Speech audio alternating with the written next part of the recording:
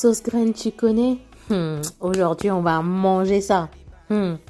Tu prends une boîte de conserve de sauce graine et tu vas le mettre dans une casserole et tu vas le faire bouillir pendant 30 minutes sur le feu, à feu doux, hein.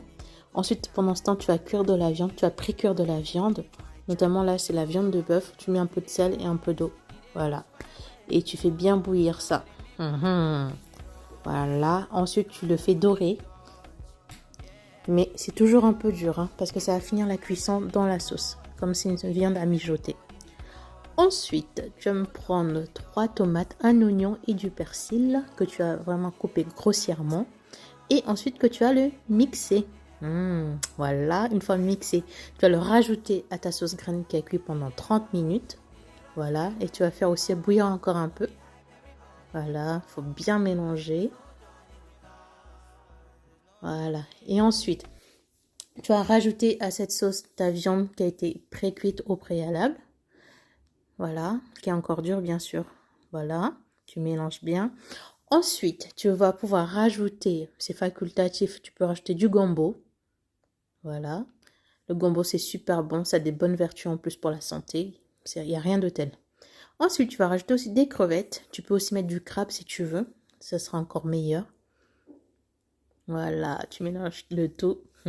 C'est prometteur. Ensuite, tu rajoutes 2 petits cubes, du sel. T'as pas besoin d'autres ingrédients, ça se suffit à lui-même. Voilà, tu touilles. Ensuite, tu rajoutes des épinards. Les épinards. Franchement, j'aime tellement les épinards, mais laisse tomber. Voilà, on mélange encore, on touille, on touille, on touille. Ensuite, on va rajouter du piment pour l'odeur, pour le goût. Ça va donner aussi un peu le côté piquant. Voilà, tu vas laisser mijoter le tout à feu doux pendant à peu près 45 minutes, 1 heure. Et tu touches la viande aussi de temps en temps pour voir si c'est bien cuit. Et puis tu goûtes aussi si c'est assez assaisonné pour toi.